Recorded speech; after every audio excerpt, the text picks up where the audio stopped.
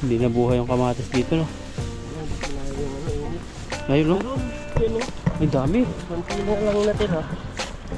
So lang ano na. Ano natin balikan pag yung ano. Yun na lang nabuhay. Meron pa rin, no? Pag walang wala, ang hihingi si kabayan mo din sa lakay, bibili siya ng kamatis. Mahal daw eh. Mahal. Sabi na. Sabi kasi yung nakuha natin yung may ano pang kamatis dito. Yan, patay na rin. Palipas na yan, siguro last na ano na yan, no? Last na kamatis na yan. Pa rin, pulahan na. Oh, dami. Dami. Dami isda yan. Oh, ayun, oh, yun yung malaki, nakawala. Dalag.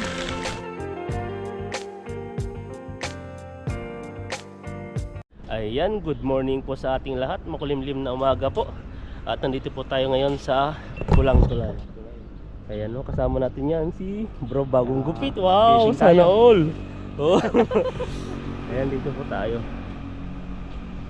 Ngayon po ay wala pong masyadong nagka-climb. Dito po sila nagka-climb. May po sila, nilalagay silang parang pako. Tapos doon po sa kabila. Ayan, habang pababa po kami dito, talagang pinaghandaan po nila yung dadaanan po namin dito. Ang ganda na, oh. Oh, yan, oh. Para daw sa'yo yan kasi layo. Dati maapak kami lang ng mga ganyan, no. Pwede kang masubsob dyan, pero ngayon ay daanan na talaga. Pero pag basa yan, ano yan, madulas. Ayan, no. Ganda, stainless pa siya, oh. Yan, daanan na natin to. Uy, ganda. Wow. Ayan, no. Ang ganda po. Hindi ka na po madudulas dito. Tingnan mo po. Ayan, no. Daanan na rin ni bro. Ayan, no. Wow. Parang naka second floor na ka dito, bro, ah. Tapos pangalawa pa dito. Enjoyin po natin to. Maganda talaga ang po ng government po nila dito. So, ayan, no.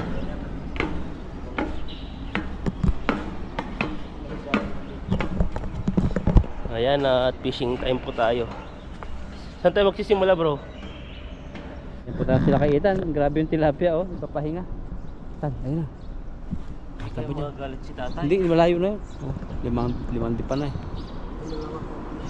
Diyan. Sa pinaghagisan ko. Ang dami nang ingitlog dito. Dito po kami sa may Pulang Tulay. Huwag mong biglain, huwag mo dahan-dahanin mo lang kasi yung dalag. Nandiyan lang yan sa tabi-tabi. Tulad yan, oh. Parang walang isda. Ayun, oh. Kulay pula. Sarap ng ano eh. Ayun, dalag. Sarap ng buhay niya. Manda doon ta na. Dalaga. Ayun, oh. Ito. Dito ha? Ito, oh. Dito ba? Yung sungkot nakita ko. Huli natin ng ito. Kaso lang butas yung lambat natin eh. Sana hindi makalabas. Sana hindi masabitan yung ganyang kalalaking bato. Sisirin mo talaga yan. Saan? Yung ganyang kalalaki. Walang bato dito? Wala nga. Nagsalon na ako dyan eh. Pulahan dyan. Tingnan niyo po yung mangyayari dyan pag sinalo ng Ethan. Kukulo. Yan mo yung nasabit ka oh. Habis tayo dito. Hindi natin yung hito. Hindi natin eh. Yan ito. Banat. Pangit pa yung hagis. Ayan na. Hulat si tatay. Ulat eh. Buti may huli siya.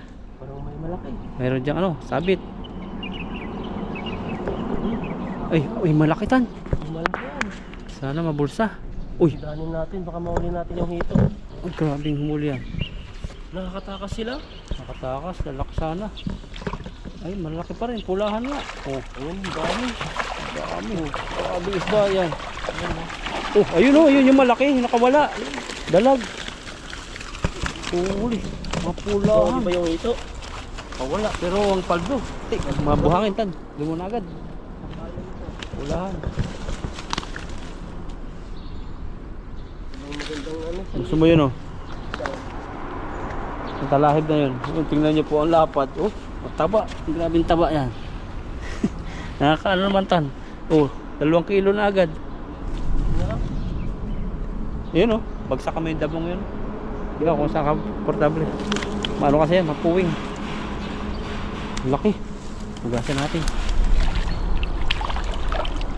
Sabi ko tinapya ng ita niya. Pagsaka mo. Grabe yung bigat. Palsikan yung ano. Kulang-kulang 2 kilo to. Laki no. Saka ang tambok. Nakawala pa, ano siya eh. Nakabagsak siya eh. Ang tagilid po yung panahon. Ano eh. Laki. Kung hindi sila nakatakas. Ito po mahal to. Nasa 500 to. Ito 1,000 sa piso pag inasina na. Bigat no? Yung mga buhangin. Dito. Para yan. Yan, galing talaga ni bro. Dito ako para pandakan tingnan. Magiging pandak na ako niyan. Tatay Tawanis oh. Nakatingin sa'yo tan. Galit tatay. Hindi parang gustong hingin yung malaki mong kulay pula. Bibigay ko sa'yo. Oh, may burasika. Ay ano, tabudi. Ang dami palang nabuhangin. Ang dami eh.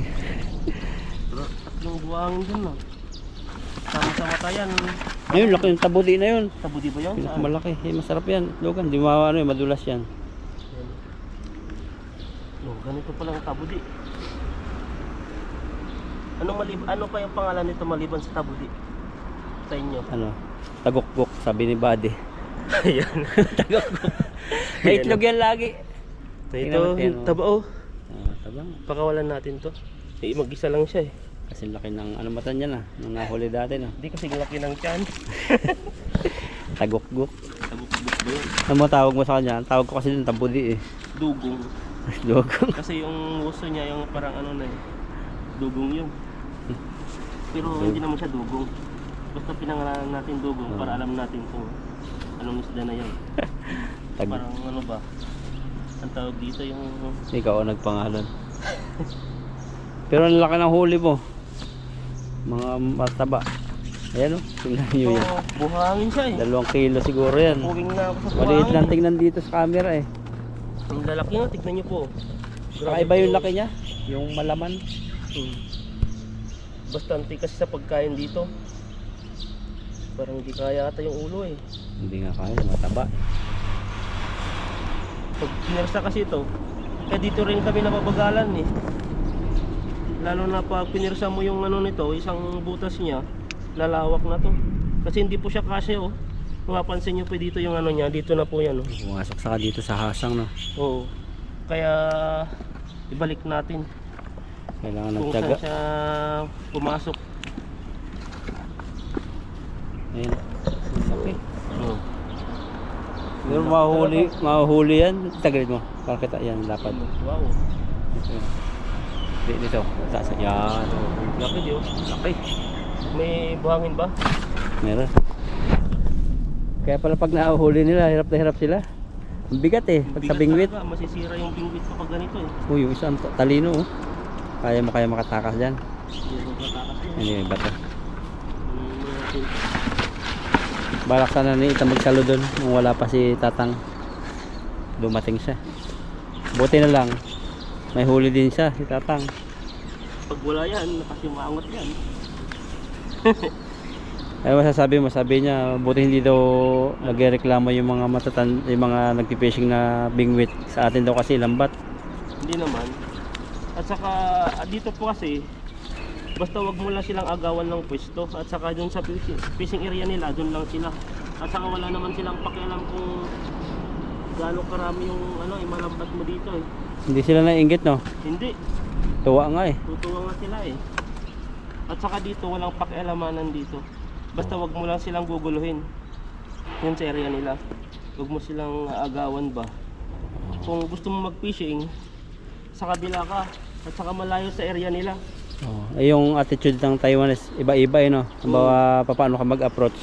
Ikaw ba Parang nauna? Pilipino rin. May mga bababait. Minsan may mga ano rin. Oh, lalaki no no. Basta na-distract ko sa ito. Kailangan pag yung na-approach mo, nag-response, yun, dire-diretso mo ng friendly talk no. Kaya pag yung sumimangot agad, ay, Ano na? layo muna. Layo mo. Ganun talaga. Alam mo naman ng mga Pilipino, kaya may kapag ano yan. Mas ano po dito, mas payapa din mag ano, walang pakialaman dito. Walang pakialamanan talaga. Kung mag-fishing ka hanggang gusto mo. Kahit ka minsan na-istorbo sila, hindi sila nagreklamo kumpara sa ibang lahi na Indonesia no. Dati na nag-fishing tayo dati doon sa kabila. Layo eh. Layo-layo. parang sa kanila yung ilog eh. Sabi nila nagsi-fishing daw sila, ayaw nilang ano. Pero malayo po talaga. Parang ganito, saka doon sa dulo pas may kahoy. Hindi ba wala kasi silang mahuli noon? Kaya galit na. Ang dami nila, 7. Oh, ayan o. Wag ko na videohan eh, sabi na asawa ko eh. Yung mga ganyan, ngayong panahon daw ngayon. Wag ko na videohan yung mga nalipad. Mahirap na daw. Ayan po. Alam nyo na po yun kung ano. O, papatrol.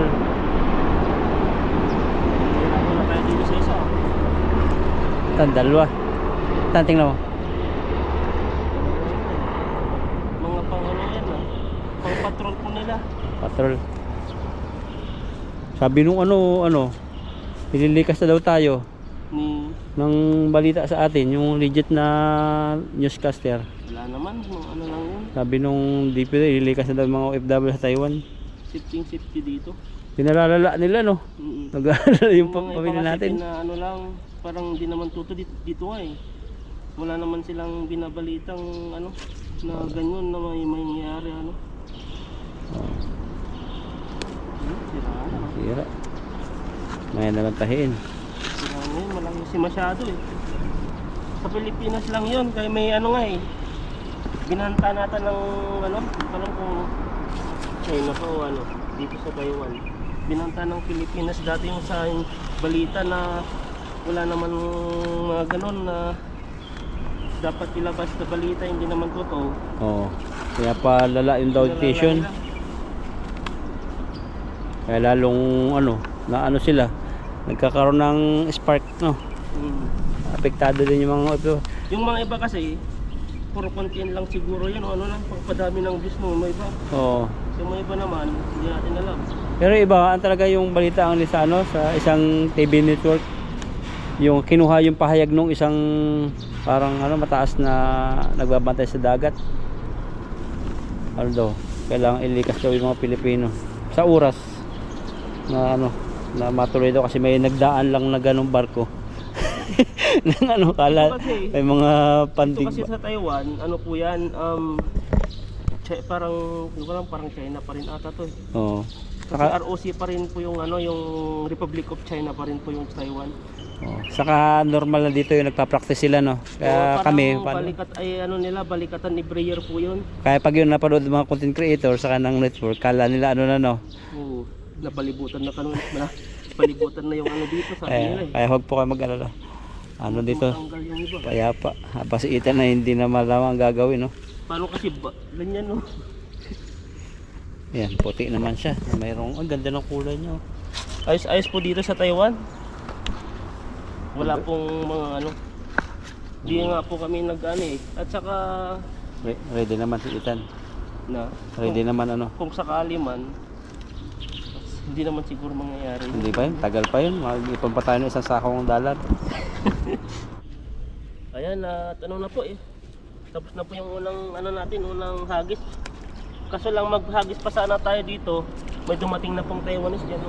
Hindi na kami po siya, kaya ilipat po kami ng ibang spot. Ayan po, at yung po, itong isda po namin dito ay bubuhayin po namin. Nakalagay na po siya sa fishing tray po siya. Ang dami, nakilo din. Yung mga iba nakawala na eh. Tagal pero malalaki yan. Malalaki pa, yan o. 8 kilo yata rin. Pwede na. Ayan, at lipat po kami ng area. Silipin mo rin, baka may maganda nitong spot.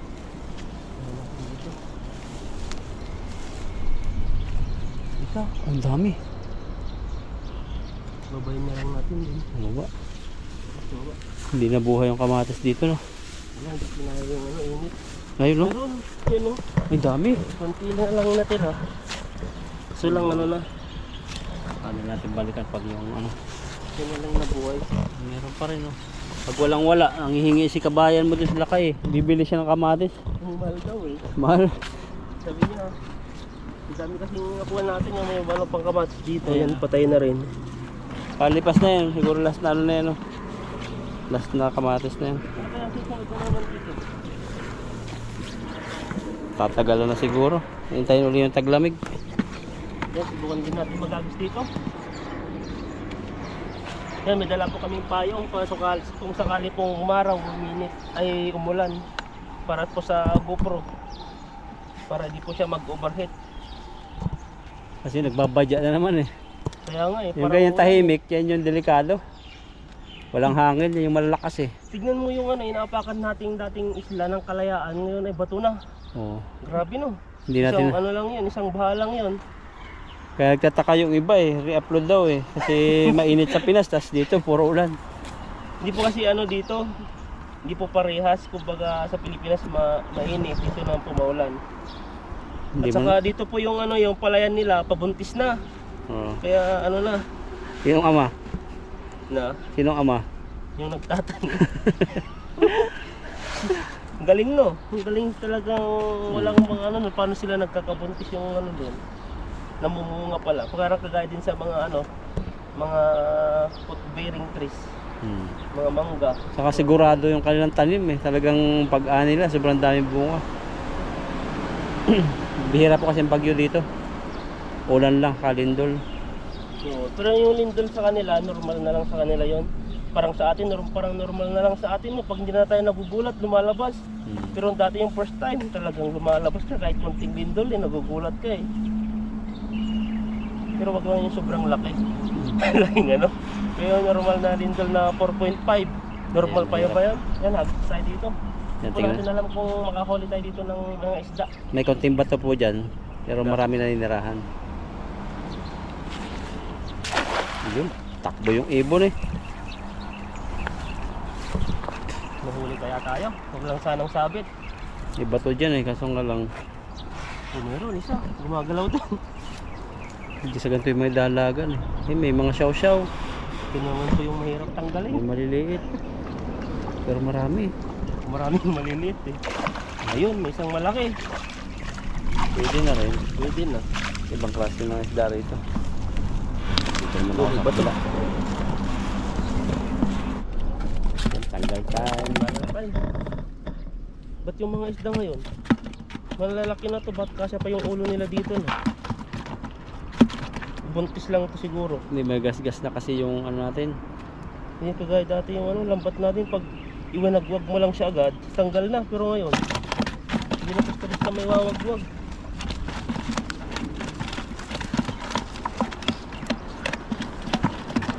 Pwede na rin yung mga ganyan size. Ang pintang. Pwede na yan. Dagdag ano? Dagdag pintang. Pintang ba yun? Baka alam yung pintang. Ano ba yung pintang bro? Sa alam mo? Yung pintang po eh, yun yung sikat dito sa Taiwan. Parang pang araw-araw nilang kinakain. May rice siya. Tapos ulam. Maraming ulam. Gulay. Halo-halo. Halo-halo. Iba-iba po luto. Pero tagkakaunti. Gulay na marami. Nasa 7 ulam minsan. Tapos hindi nawawala sa kanila yung tokwa, labong, maluto. Sarap ka na yun no? Dati sabi mo may amoy eh. Amoy. Sarap Pero na. ngayon ang sarap na. Masustansya daw yun eh. Oh, yung labong. Parang ano yung labong nila dito. Hindi mapait. Tapos mapapanghi. Maamoy lang siya. Oh. Pero hindi siya mapait. Di kaya sa atin. Kailangan mo pang ano. Pispisin. Pispisin ba sa anong tawag sa amin? Pigain. Ano? Pigain. Yung labong na yan para matanggal po yung ano. Pait. Pero dito. Hindi nila ginaganon eh. Parang matagal na yon. Parang Parang pinermit. stock lang ba? Na-permit na oh. Stock na.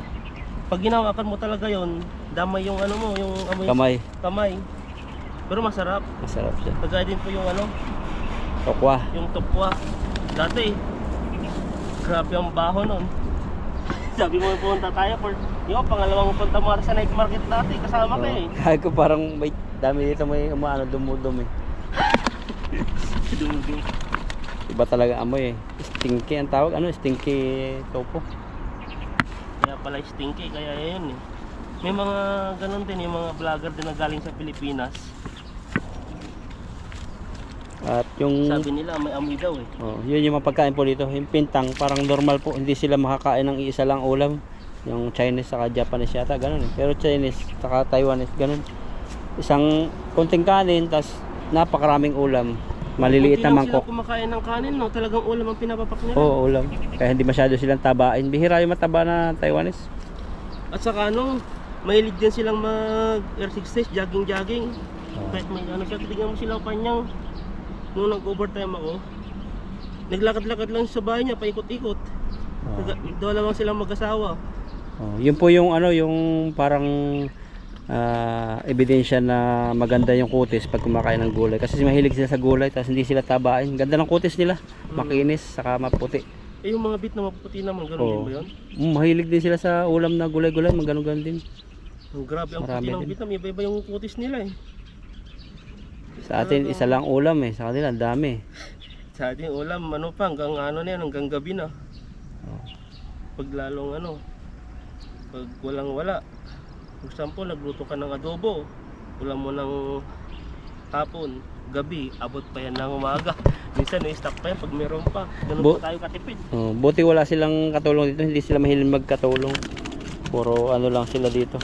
Bili, tapos Pero yung tumikita nga talaga, yung mga street food. Dahil yung mga dito po, yung mga Taiwanese, hindi po sila yung tipong nagluluto sa bahay nila. bihira sila magluto. Bihira eh. Pagtapos po ng trabaho, bibili na lang ng makakain nila. Ganun po sila eh. Pwede na yan? Sabay, sabay. Tingnan mo din. O, adjust ka dito ng konti. Para matamaan mo yung bato. Nandiyan si tatay eh. Layo. Sobrang layo na nun. May boundary pa oh. Oh, grabing karpa yan. Laki. Kaso Gangaunan. lang di aabot yung ano natin dun. Oh, sinaluhan niya. Sinaluhan niya nung... Oh. Ang lakas ng ano yun no. Para lang tilapia din yung bato niya eh. Sabi niya, huli ko yun. Tapos bubulabugin natin sa gilid para pumunta siya sa area niya. Iba yung ano, panahon ngayon ah. Parang ganto rin yung bumaha dati nung tayo. Kaya mahirap sa ano, sa gitna ngayon. Walang ulan dati nung pumunta tayo, tapos bigla lang umulan eh. Mararamdaman yan pag ano na. Pag malakas yung agos. Ayan, hagis tayo. Dito tayo maghagis. Sa tabi ni ano, Tatay Taiwanese. Mahuli mo dyan yung karpa.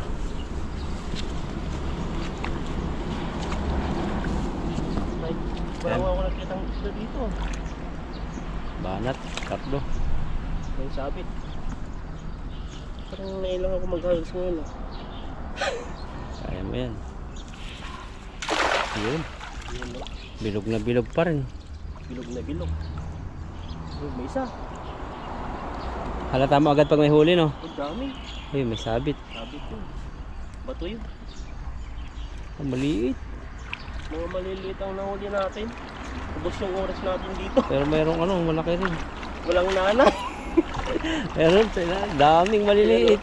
Oh, nakatakas pa yung isang nanay. Pero ano, okay na rin yan.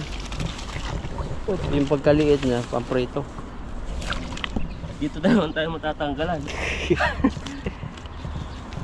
Ayun, unahin na lang po natin yung malalaki. Yan, tingnan niyo po yung busis ngayon, medyo malakas po kasi walang lagas-las. Nakaraang mga video namin, puro maingay. Ay, maingay yung tubig. Wala eh. Talagang pag ganon, kahit nga sa mahangin, pag mahangin talagang ano, maagaw po yung ano ng GoPro. Naghahanap po kami ita ng ano din eh, mic para sa yung mga second hand doon sa ano kasi walang tinda ano. Kung mga GoPro lang dun, mga camera pa lang. Pero minsan meron doon dati, hindi lang namin nabili. Tamang-tama sana nun. Tama sana, ang ganda Yung pa. mga drone DJI, lang nandun eh. DJI pa naman tataklon, yung mic na ano. Yun. May drone na DJI dun ah.